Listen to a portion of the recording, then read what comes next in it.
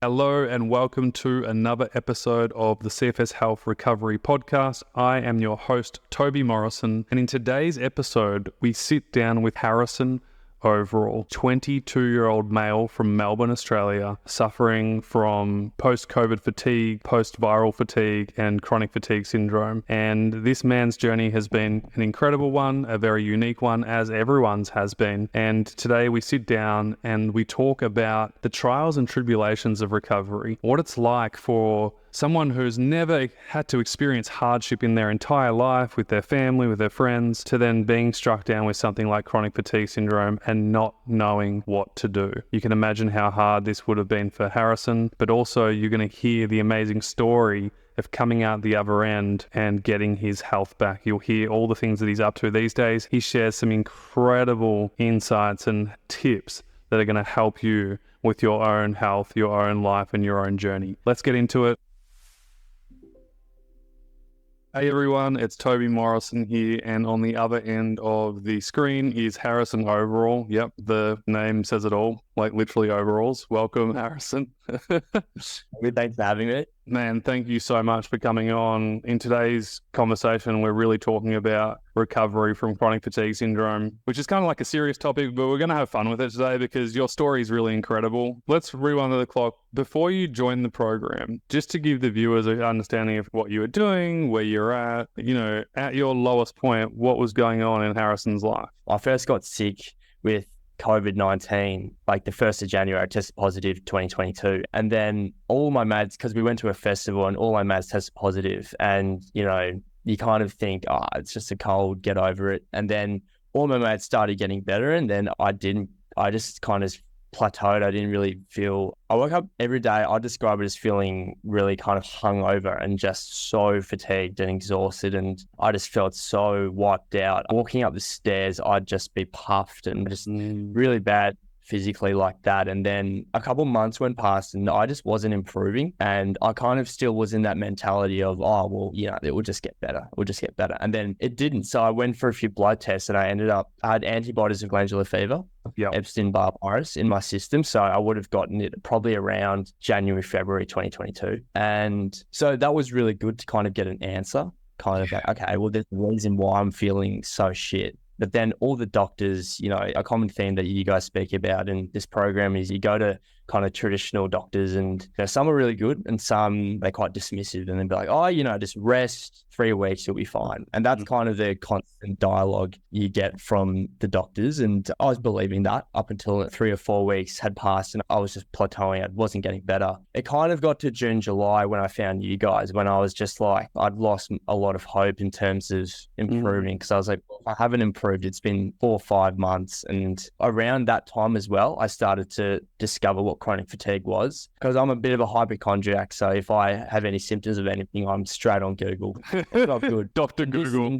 Yeah, exactly. And in this circumstance, it actually did help because I was like, okay, I reckon it's post-viral fatigue or chronic fatigue and they're very similar. But then I found you guys and I watched a recovery video that you did with a guy called Blake. Shout out to Blake. He's a legend. He's pretty similar to you, actually. Your stories are very similar. Yeah. Well, that's why it really resonated with me. The fact that he had kind of grown up in Melbourne like I have. And, he had played sport. He played footy like I had. And everything he was saying was just so, I was like, holy shit, you are like, I'm you when you were really bad. Like, I just felt exactly how you're feeling right now. And it was just a real light bulb moment. And straight away, I just tried to get into your program. And lucky enough, about a week or two later, I was in. And fast forward a few months, it definitely got harder before it got easier. I think a lot of people who are experiencing chronic fatigue can kind of resonate with that. It's definitely not a linear progression. It's very up and down. And you also speak a lot about the type A personalities being quite prevalent in the program.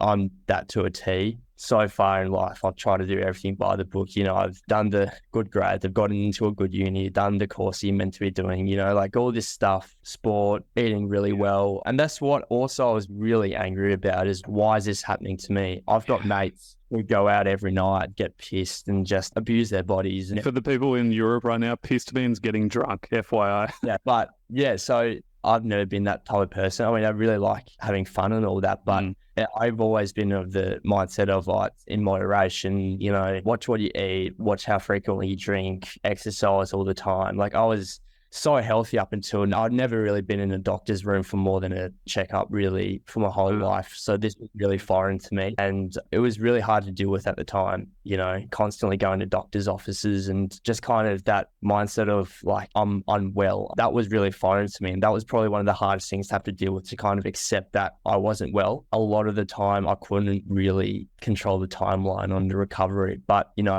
that being said, I definitely still stuck to everything that the program taught me. And I learned a lot just about chronic fatigue in general, which I found really interesting. Yeah. And like, I think going back, there's been a bit of a tangent, but going back to what you were saying, like the lowest point, I think was my parents were great during this whole time. They were super supportive. It allowed me to kind of not work. So my job essentially was basically as health as possible. So I was really fortunate to have parents that allowed me to do that. But there was one time where my parents they were like, why aren't you better? And hearing that from your parents who's seen you in this journey was like, fuck, no one can relate to me. Like I felt so alone. And it's a very lonely thing to go through because you don't really know a lot of people who have been through this. Chronic fatigue was kind of a taboo topic. It's a lot better now with, the prevalence of long COVID and things like that. But, not many people spoke about it. And I really had to dive deep to find people who I could chat to about it. But yeah, that was probably the last point. That feeling of loneliness was really hard.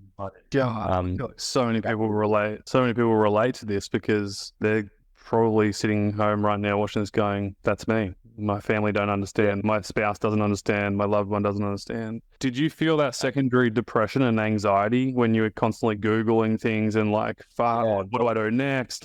Yeah, well, I've always been a very anxious person, which I think feeds into a bit of the type A personality a bit. So when something like this happens, it definitely heightens my anxiety. And yeah, the depression definitely kind of resulted from the fatigue, but I never really kind of experienced that type of depression before. It was very secondary in terms of it was created by this, but the anxiety was the amount of times I'd spiral, like my mind would spiral out of control because, I'd be thinking, shit, I'm never getting better. And like, what is the point at this point? When you get that monologuing, spiraling self-talk, it is really hard to get out of that, to kind of dig yourself out of that. If you can find that kind of strength within you, it's very intrinsic, that strength. It's not going to come from any external sources, but it's really like, if you can find that, you look back, once you recovered and it's kind of like you couldn't be prouder of yourself because you know that you've been to those kind of depths before and you've dragged yourself out of that. So that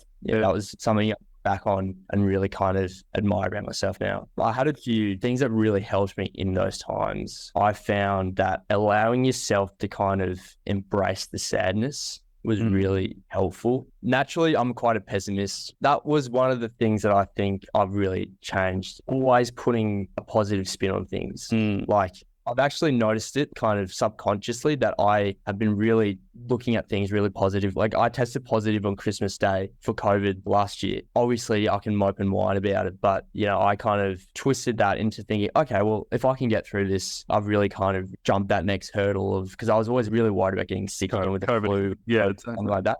Totally. But I turned that into a positive and kind of, okay, I really dealt with that really well. Anyway, that's beside the point. But yeah, the acceptance is really hard initially and it takes time. And it's something that just kind of, you can't work on it by just trying to focus on it. Like it's something that kind of just happens over time. That's what I found anyway. So yeah, like you said, I was really kind of trying to get back to my old self. And like with my mental health over the years, I found exercise a great outlet, whether that be gym, running, footy, whatever. And the fact that I couldn't do it was really, really hard. And that was probably one of the hardest things I found. And knowing that getting back to exercise wouldn't look like it used to was really hard. It's a very long way back in terms of building up your aerobic base and lifting weight again. Like I remember starting the exercise program in your program with Steph, and that initially looked like me trying to bench press a pillow, and doing that was like really kind of demoralizing. And yeah, I vaguely remember talking to you. I think you reached out on a coaching call and you were just like, this is embarrassing. I used to be able to bench press whatever, let's say 60, 80 kilos or whatever. And it's like,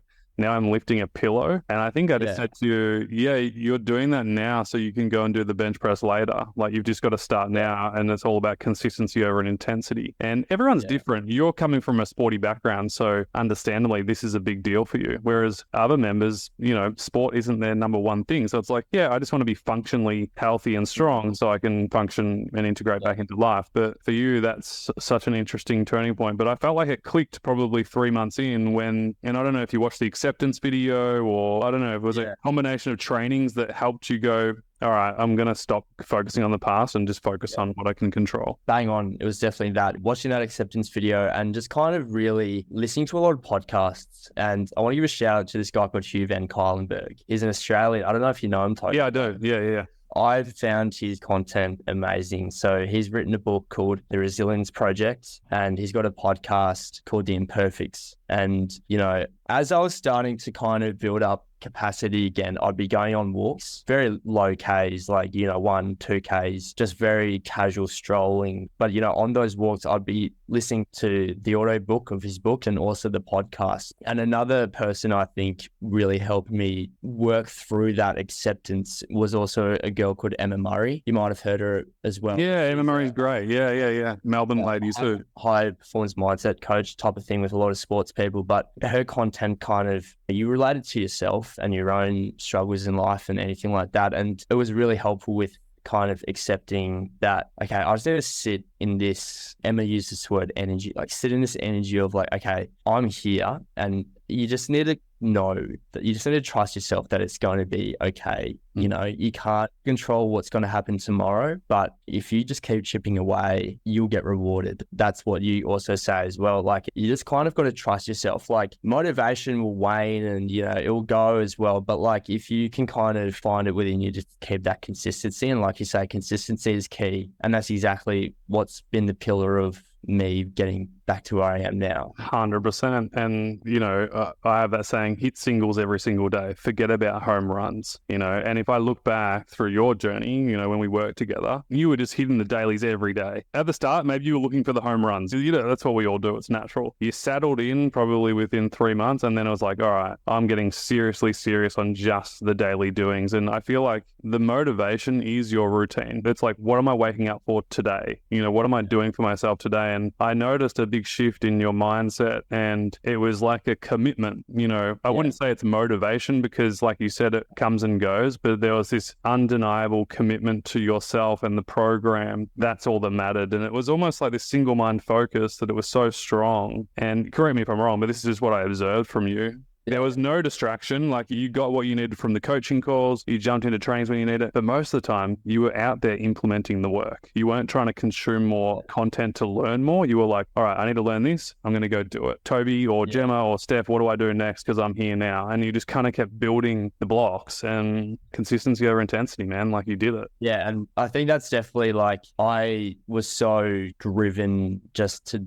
do those basics every day because, you know, all the basics that I was doing were all healthy and they were all part of healthy lifestyles. So it's like, I'm not really doing myself a disservice in any way. It may look like it's not working, but regardless of if it's working or not, it's still a good thing to do. A big thing that really helped for some random reason was ocean bathing. Well, any body of water really that's kind of cold. Like, I was able to go to the beach and go there every morning, and you get a couple of seconds of just like, whoa, like a bit of a rush of adrenaline, and that kind of kept me going through the day a bit. Another thing that really helped click was I'd have a lot of brain fog, but it seemed to be a massive difference with eating regularly, like in terms of not eating like 3 meals a day, but eating like 5 meals every 2 hours. I learned that from you guys, and that was awesome. That really helped. Also, I think as well, just being able to like kind of not stray from those key things you do during the day to get through the day, because I'm sure everyone who's listening to this would be able to understand, like, when you have chronic fatigue, days feel so long. They can if you don't have a plan, right? Exactly. That's exactly also why I tried to fill the day with things that weren't going to drain me, but were also going to kind of help me. So, you know, it's one thing to just try to distract yourself for the whole day, but that's usually going to be active activities, and that will usually end up in you pushing and crashing.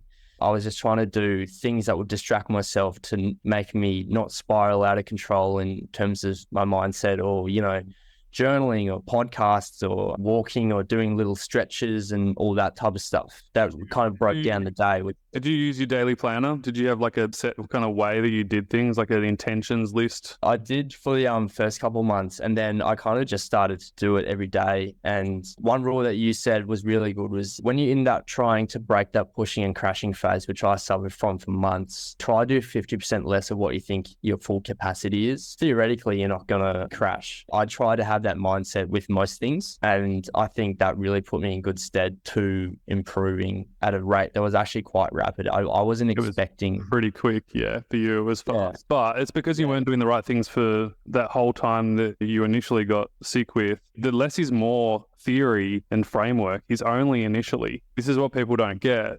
And it's hard because you can watch a YouTube video and just take a 2-minute clip and think that's the truth, but you miss the 30 minutes behind that. But when you're in the program, you get the whole thing of like baseline, and less is more is just initially. The less is more theory is just initially to stabilize, to stop you pushing and crashing. And, you know, for you, Harrison, like pushing yourself in the gym or socializing too much or, you know, not having a perfect day plan. And then once you stabilize, it's like, and now I can build my capacity. And then that's when you hit your straps. And that's how I remember you. Tell me some of your milestones that you had throughout the program. I remember one, which was going back to the gym for the first time and how good you felt. Not that you were pushing yourself, because it wasn't about pushing yourself, but you got to the gym and you're like, I'm here. It's good for my mindset. Yeah. And something that kind of helped the mindset was, I'm going to go to the gym, but I'm just going to do what I was doing at home in the gym. Whether that be doing stretches and that's it, it was still just good for my mind just to get out of the house and reintroduce that habit again of physically going to the gym. And that was great. But, you know, obviously it wasn't smooth sailing. I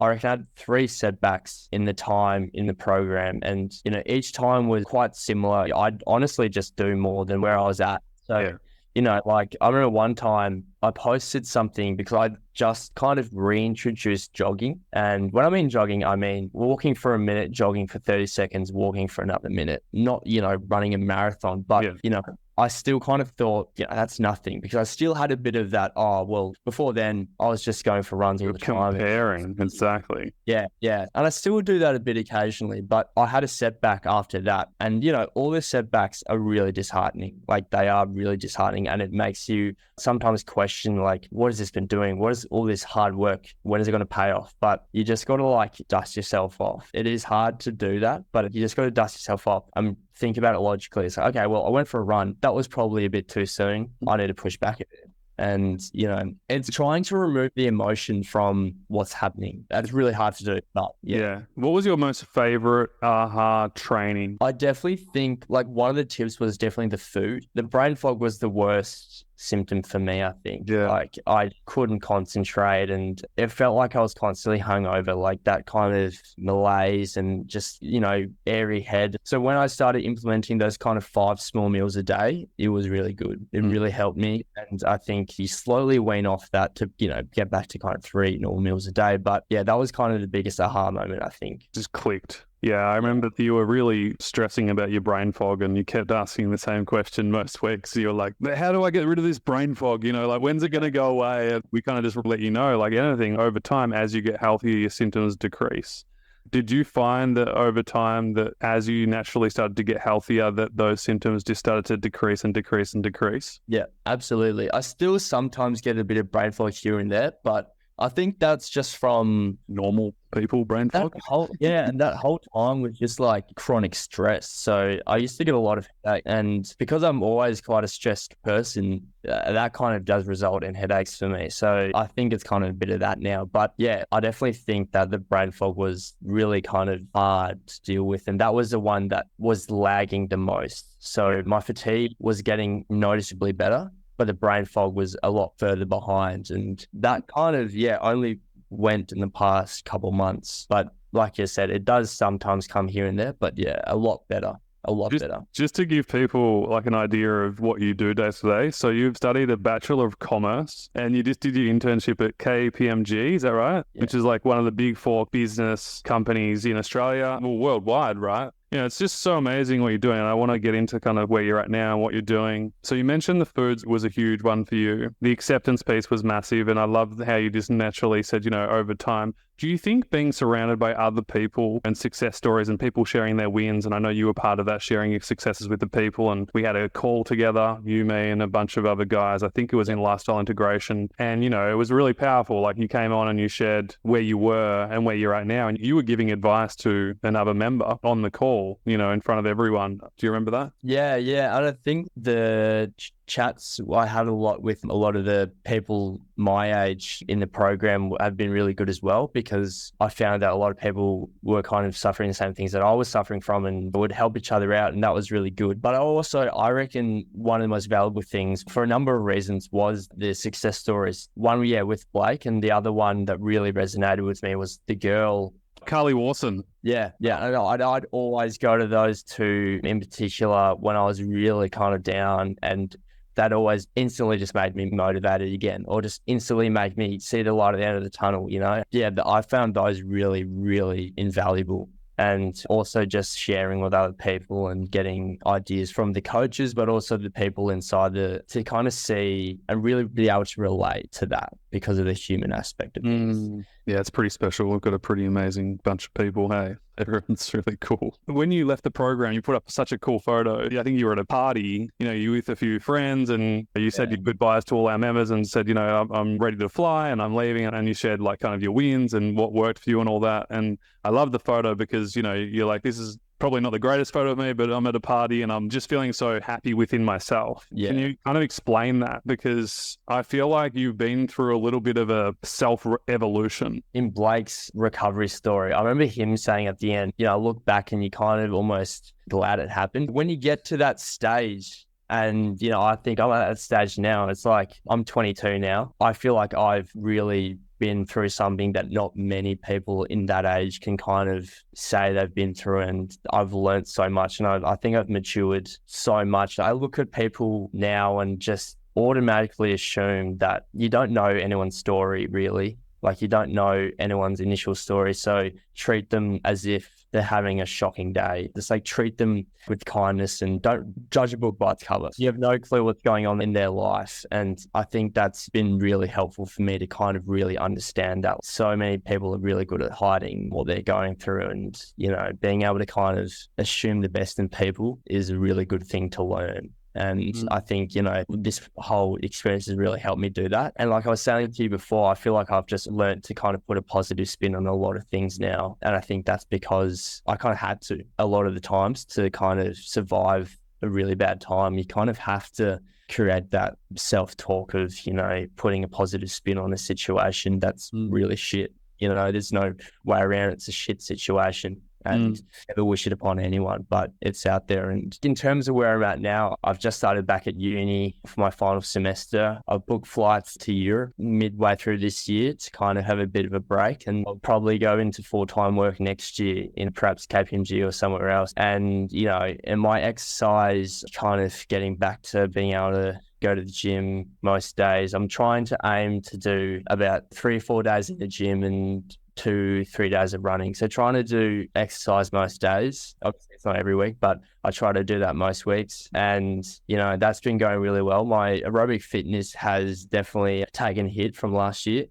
So I'm slowly building that up. That's something, I've still kind of got those lessons ingrained in me of hit singles. Don't try run a 5K, 6K. Try just really start slow and slowly implement those build up. And like, that's been really good. I like to think I was really kind of healthy, had healthy habits before I got sick, but I mean, you can always improve. And now I'm kind of aiming to try not cut back on social life, but in terms of drinking, I'm trying to lessen my drinking now. And I think there's a really big shift in especially people my age this year of like kind of embracing not drinking. I'm really enjoying that. I kind of like that trend. So cooking was another really good way of coping, because it's kind of mindless activities that kind of preoccupies you. And, at the same time, you're doing yourself a service by cooking good food. So I've continued that. And this year, I'm really just focusing on building up my capacity in my fitness and trying to just live a healthy lifestyle. And, like you said, once you kind of get over a certain period, you can add certain layers. So,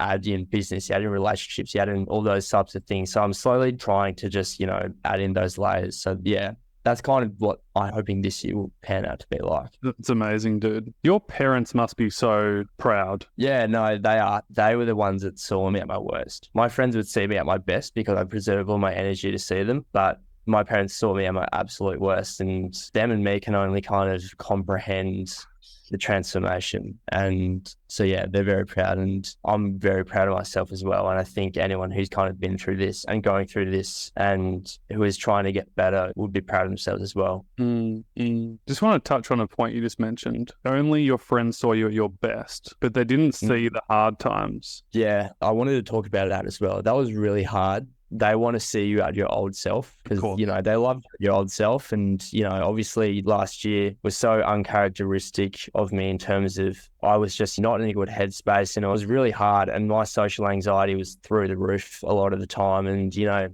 was really easy to kind of get peer pressured into staying out later or drinking. I tried really hard. I think for most of the year, I didn't drink. So I'd go to these parties, stay at them for maybe 2 hours and not drink, but it was really hard. You'd hear kind of comments like, as if you're not better yet, or oh, are you still not drinking and stuff like that. It was one of the hardest things to kind of stomach was your friends not seeing your improvements. And that was really disheartening, and not being able to act like your old self because before that, I was always, you know, trying to make everyone happy and laugh. And I was always a silly guy and happy-go-lucky guy. And you try to like say that, oh, you know, I'm getting better. And then a lot of the times I'd say, I'm better.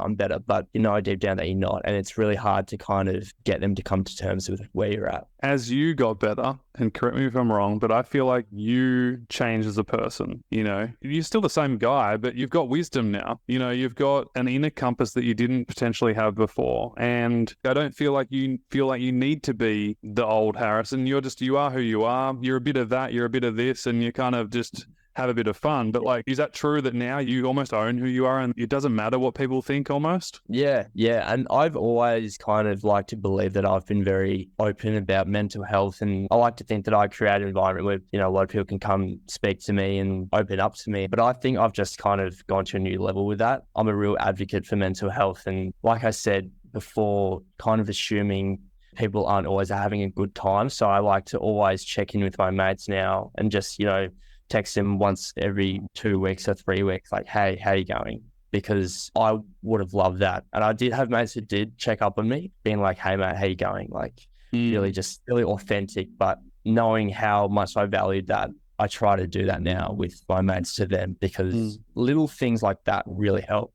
So good, dude. A couple of questions before we wrap up today. How significant has the change been for you in your life since joining the program? It's hard to kind of put into words. I do feel like a different person. I still act the same as I did when I was healthy. And that's something I really wanted to kind of keep, is my personality, which I have. But, you know, in terms of the way I think about things, you know, like I said, putting a positive spin on things, having that pushing and crashing stuff, like that really was ingrained in me of you don't have to achieve everything in one day. And like being okay with just relaxing is something I had to force myself to do. And I'm not good at relaxing. I hate sleeping in past 10 o'clock, but you know, sometimes you need that, and being able to kind of schedule those times where we can just do nothing, I think will help keep this at bay. I think I learned most of those things from the program. So yeah, it's things like that, like lifestyle changes. Yeah. So good. And 2 more questions. So I want to finish with your thoughts on what you'd like to say to everyone. But for people who are like umming and ahhing if the program's for them and they're like questioning everything, what would you say to them? Everything you learn in the program is going to be beneficial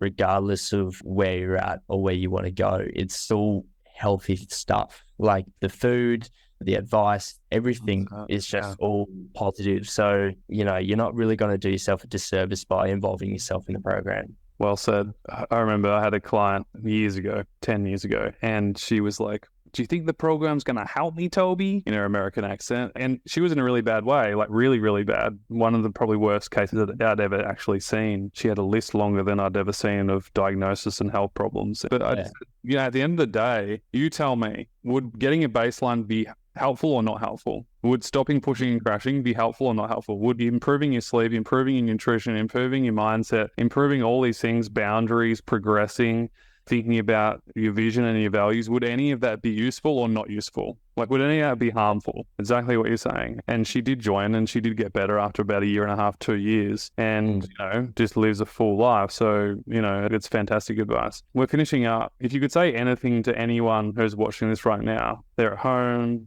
they're feeling kind of like you felt at the start, Googling everything and feeling like they're the only person on the planet experiencing this, what would you like to say to them? It's okay to not be okay. Like, it's very cliche to say that, but I think one of the big things I had to grapple with is okay to be unwell. Mm-hmm. You're not going to be 100% all the time, and it's kind of inevitable that you're going to have bad days. So I guess, kind of firstly accepting that, but also knowing that it's really up to you. And like you used to say, Toby, I think it was like, if it's meant to be, it's up to me. It's really kind of what you do and your willpower to kind of keep showing up. And that if you keep showing up, you're only just going to help yourself no matter what situation it is. And consistency is what's going to win this game. And like I said before, being able to indulge in feeling shit, like I feel like that's different from feeling sorry for yourself. I watched this TV show called Afterlife when I was at my worst, and I don't know, a lot of people have seen it, but it's such a good TV show, and it kind of allows you to explore those feelings of the why me attitude.